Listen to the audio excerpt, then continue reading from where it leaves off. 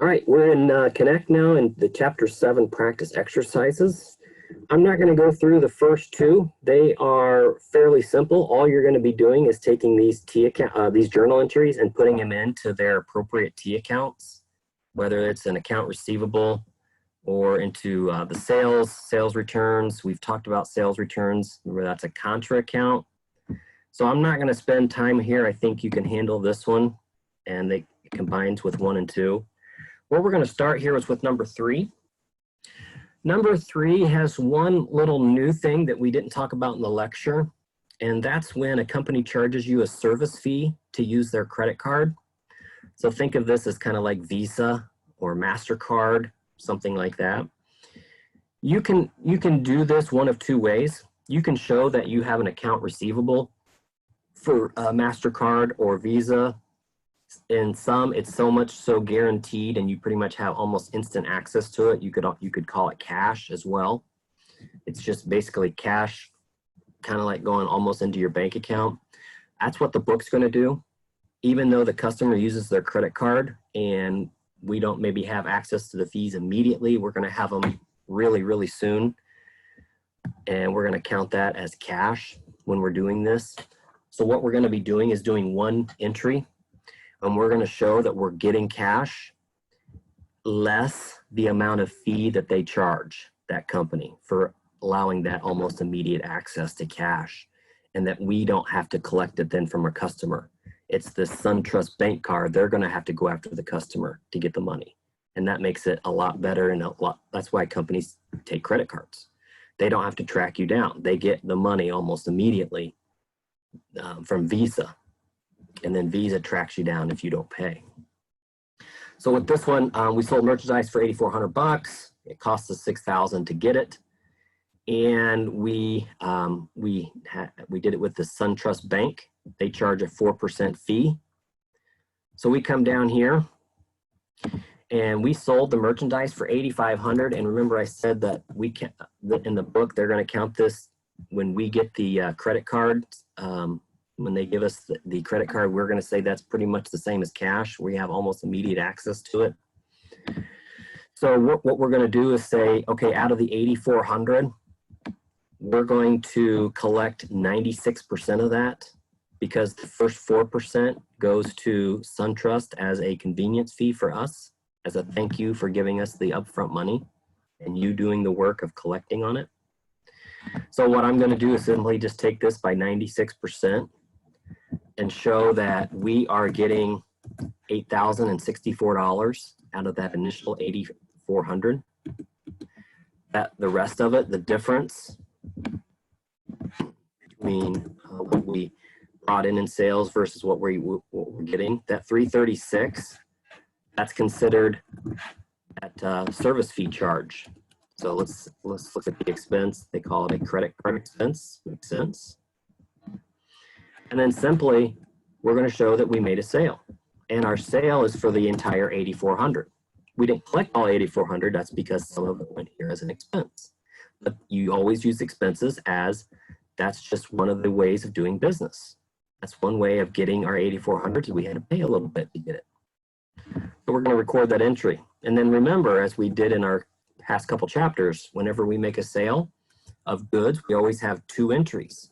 The sale, and then getting rid of the inventory at what it cost us. So this one's very easy. They just tell us what it is.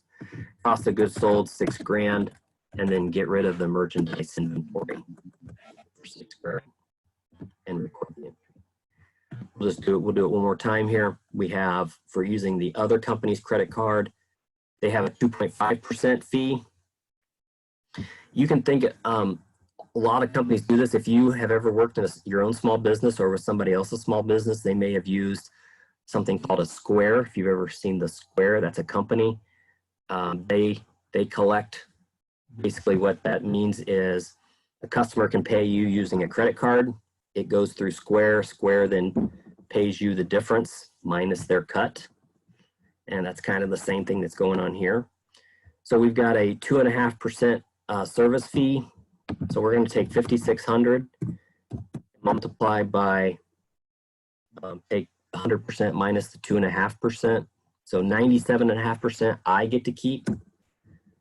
So that's $54.60 of cash. Credit card expense for the difference.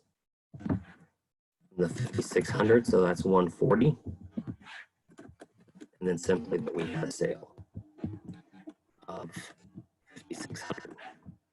And then the final entry showing the cost of goods sold. And they tell us, so it's not difficult here, just simply debit 3,500 cost of goods sold, credit merchandise inventory for 3,500. Okay, so check the work to make sure it looks good. And yeah, we got all check marks.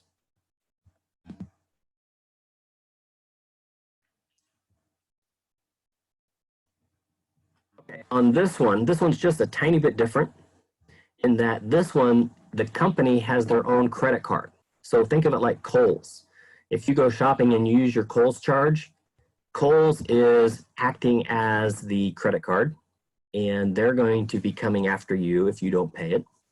So that's the main difference with this one. With this one, we're actually going to debit our account receivable for this customer, whoever it is, they don't tell us, for the $1,000, and simply record it as a sale.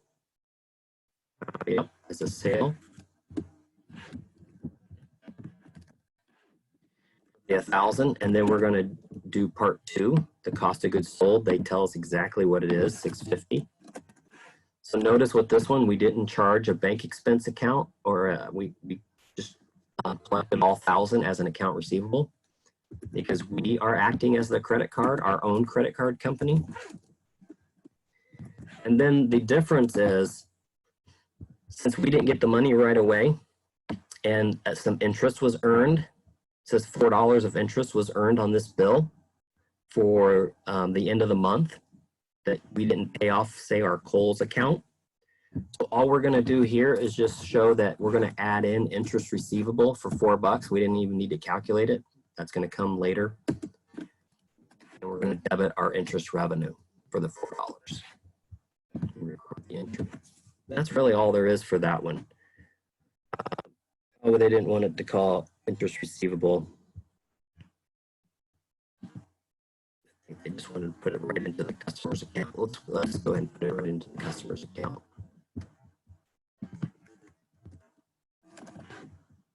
Oops. Accounts receivable. Let's see if they like that better.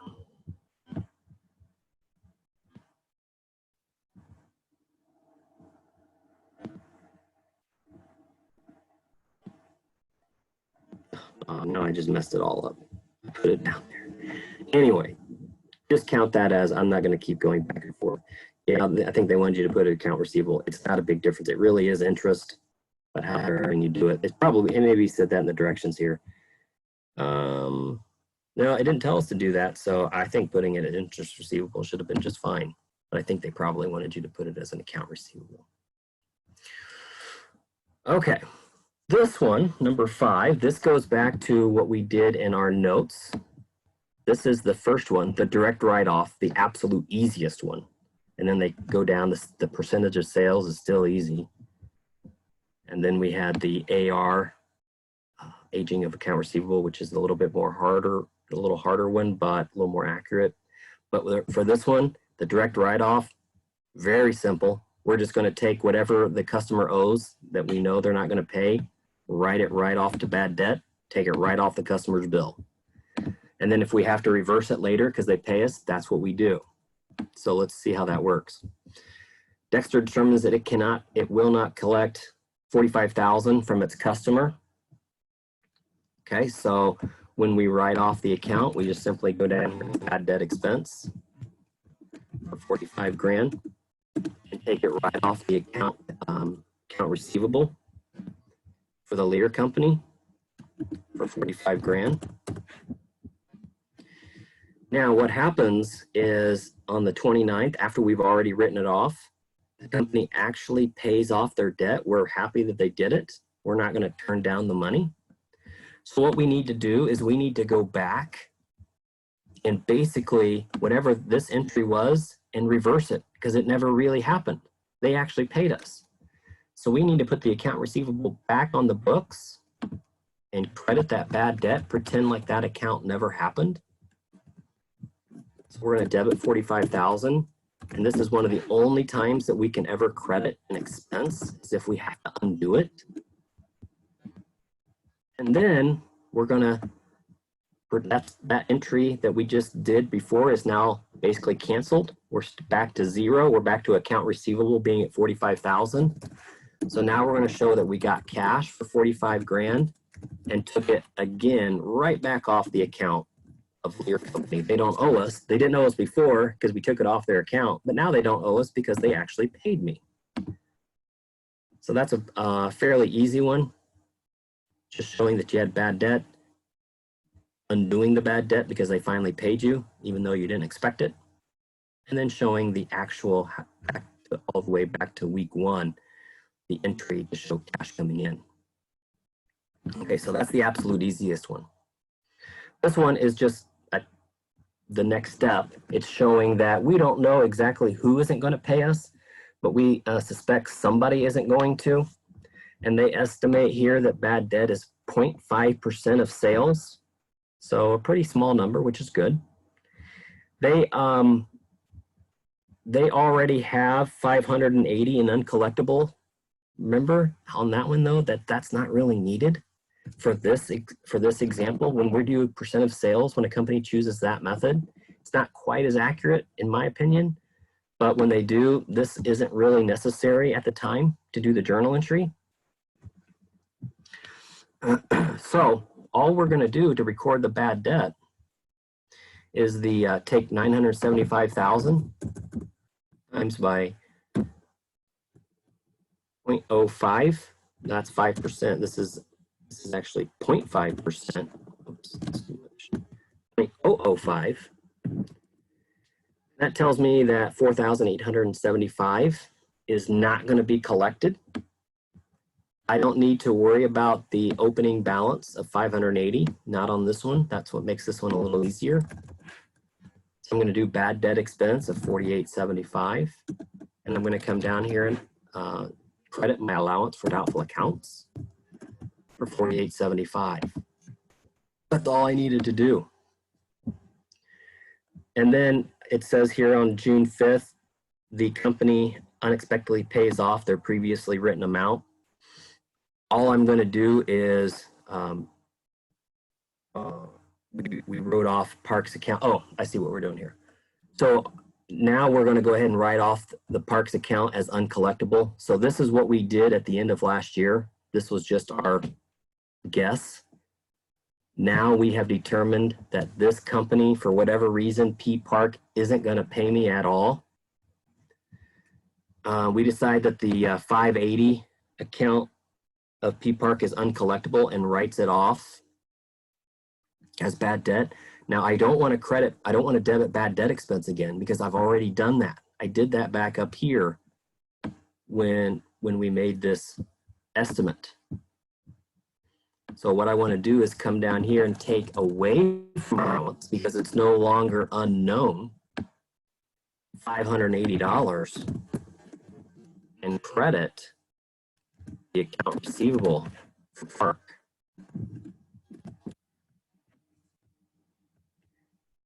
And then for 3 and 4, it's going to say that, oh, they paid us now. So when they pay us, we've got to undo this entry, just like we did on number 5, but we're just going to undo this one. We're going to debit AR credit allowance to make it act like it never happened, and then show that cash was received, the 580. I'm not going to go through that since we just did that. We'll just look at the first 2 answers. And there we have them. They are complete. Now, number 7. Okay. Number 7 is kind of working our way up to the aging of account receivable. And it's using, they have to give us these. Because when we're doing the aging of account receivable, we have to know the beginning balance where we started. And then we're going to figure out where we're at the end. And then the middle, how we got there, that's going to be our journal entry. So this, what we're going to be doing now, is you can see the percent of account receivable. That's the next one down. or I call it, they call it percent. It's aging of account receivable, kind of the same. They use the same format. So what I'm going to do is actually, let's go to the next one, because this one is actually we're going to calculate it. And I wanted to show how that works. So what we're going to be doing is, just like in my example, they give us, here's 570,000 of AR, and then that 570, if you would add up all of these amounts, it equals 570. And then they're saying, okay, the amount due, here's how much it's going to be that we don't expect to collect. So we're going to come down here and complete the table. It's pretty simple. It's just basically putting in these same numbers and then doing the math. So it says here 0 days, 396 and 1%. 396 at 1%, and it calculated it for us. We didn't even need to do it. So this is kind of just a copy and paste, basically. So 90,000 and 2%. 90,000 is 1 to 10, 30 days late. 2%. 36 and 5.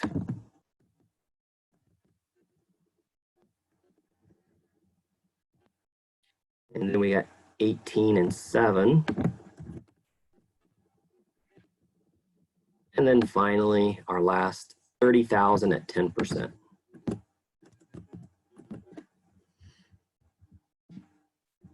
Okay, let's see what this looks at here, what they want. Oh, what is that balance? That is going to be our credit balance. That's for the allowance for doubtful accounts. All right, so that's where we want to end up, 11,820. It's telling us here in part B that we are starting out with 3,600 as a starting balance. We want to end up at 11,820. So what we have to do is find the difference. 11,820 minus the 3,600 that we already started out at. So we need to tack on an additional $8,220. So that's going to be our journal entry here as we do bad debt expense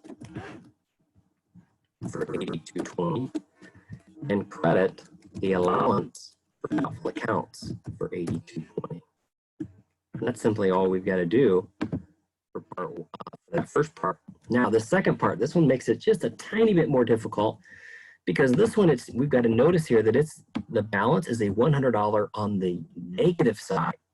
It's basically saying we didn't take off enough last time. We have, instead of a balance on the positive side where we still expect people not to collect, how much we still have not to collect, we actually have 100 on the negative side. So that means we didn't expense enough last time. So if we didn't expense enough last time, we've got to tack that extra 100 back on, plus the new stuff that we are at. Remember, the new stuff is, let's go back to it. Oh, here it's in my calculator still, but 11,820. Not only do I need to debit the whole 11,820 because I don't have a balance, I actually have a negative balance of 100.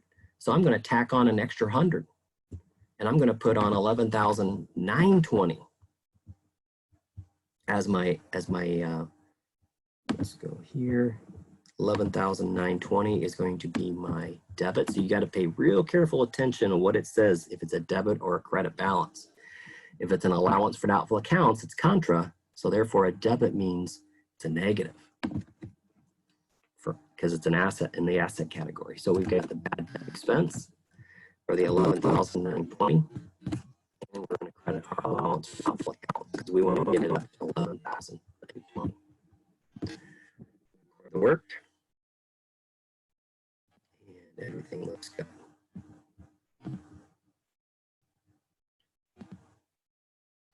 Okay, number 9 is just like number 8, so I'm going to skip through that. This one, let's see.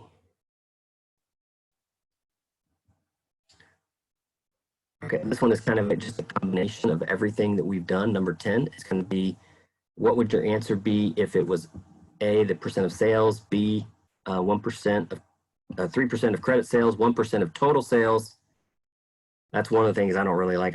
There's no reason to do total sales. You've already got the cash if it's a cash sale. So why would you do that? I don't agree with that method. 1%, so the 3% of credit sales is good. 1% of total sales, that seems kind of silly to do that. And then this one is the one we just did, the 6% of year-end account receivable. It's done very similar. So number 10, we're going to skip through that one. Okay, this is dealing with the notes receivable. So the first thing that we're going to do on the note receivable is simply fill out this chart that says how much is due and when is it going to be collected. And then we can use this chart to then do the journal entries. And they will ask us to do the journal entries as well over here in the general journal. But let's do the chart first, and we're not going to do it for all three, because once you can do it for one, you can do it for the others. It says for M. Lee's note. So we look up here to the very first transaction, and it's a $9,500 note, 45 days, 8%. This is going to be key, the date, December 13th, for Miranda Lee on her past due account receivable. So basically, she had an account receivable, couldn't pay it off, so now it's turned into a note that bears interest.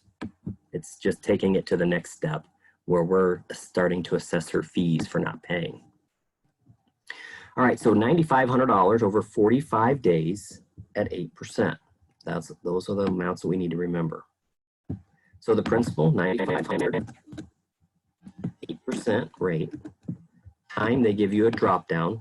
So we're going to want to find the 45-day note. And it tells us 360 for this year for just calculation reasons. Now we can just calculate it. So we get out our calculator. I like to do it going backwards. So take 45 divided by 360 times by 8%, so 0.08, times by 9,500. So we're going to collect $95 on this note. Now, through December 31, how much interest have we actually earned in those few days? Well, the principal's still $9,500. It's still 8%. Still 8%. The time, though, is from December 13th. Here's our date, December 13th, up through the end of the year, because we're doing an adjusting entry.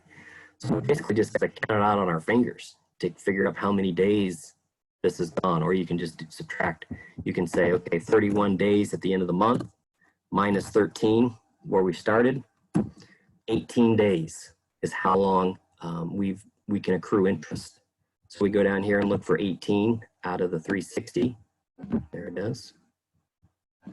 So 18 divided by 360 is about 8% times 9,500.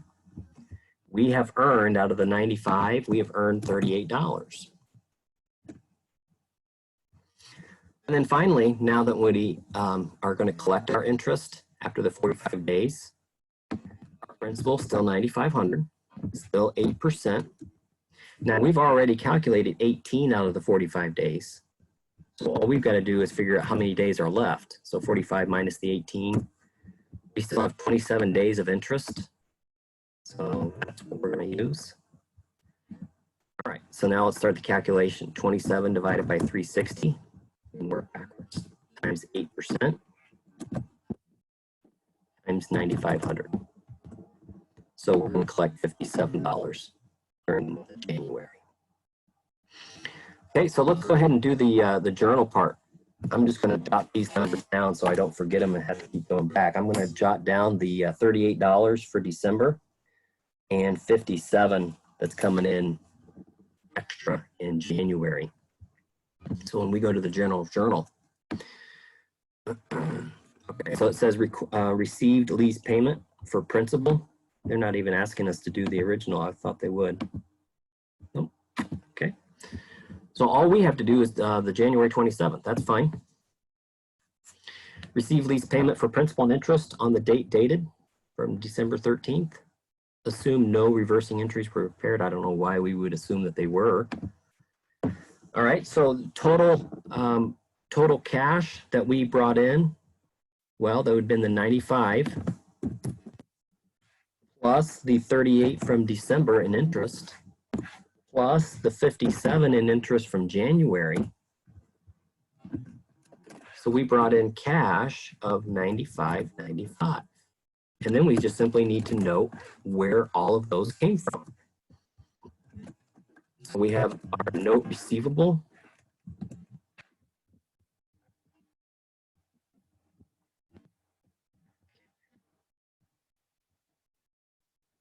Note receivable from Lee was 9,500. And then we had the interest receivable from December. That was the $38 that we would have done the adjusting entry on. And then our new stuff, our interest revenue from the month of January. We collected or earned an extra $57. So that should be our journal entry. Let's go ahead and check. And yep, it looks good. So just like what we did in our example. Now maybe let's go ahead and do one more. Let's do, let's see, Tomas.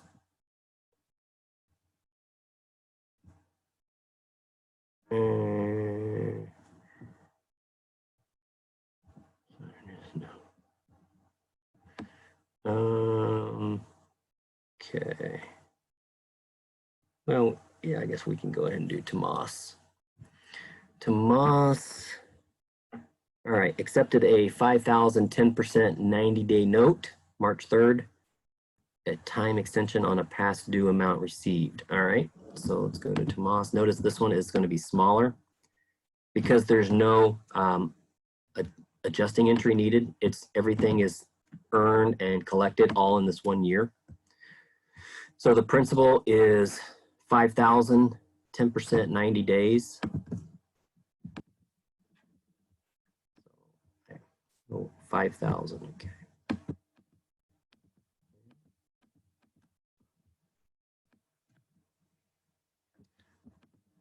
don't know why I can't put any amounts in. I guess they don't really need to, maybe. All right, let's just keep going. We'll just have to remember, just fill it in on our journal. All right. Okay.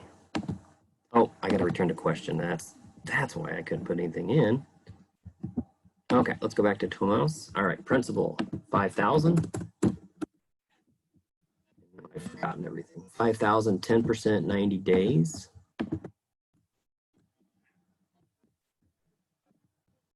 So total interest, let's just calculate it. 90 divided by 360. 10%.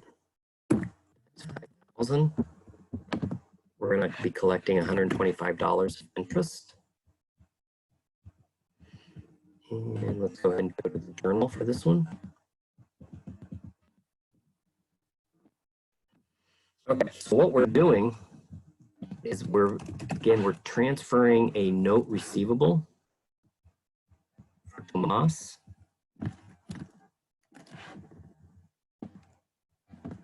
We're going to debit $5,000. And where we're taking it from, though, is not necessarily a sales. We already recorded the sales a long time ago, but we're just taking it from his accounts receivable. His accounts receivable, we're going to get rid of that and instead turning it into a note that we're going to charge interest on. So that's what happens when we actually put in the note on March 3rd. Record that entry. And let's skip through. Let's go up to where we collect the money from Tomas. Receive Tomas's payment for the principal and interest on the note. So this is our 90 days. We're skipping ahead now 90 days. So we're getting our cash. We're getting the 5,000 that was still on his account, that original $5,000. And then we calculated over here, I still have it up, the 125 in interest. So that's how much we're going to be collecting. $5,125. I'm going to take it off his notes receivable, $5,000, and the rest we're going to show as interest revenue. It's not interest receivable because we never calculated an adjusting entry at the end of the year to show that we are due money. But we're showing it all that it was accrued and paid right now. $125 is put into our cash payment. So we can go ahead and check the work on that one as well. Make sure it looks good.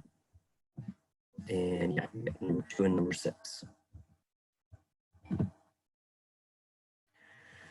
All right, that's where we're going to end here. All the rest of these, if you go through the rest of them, they are similar, or they're combining and putting some questions together and doing different things. But we're going to stop here, and you should have basically everything you need to finish chapter 7.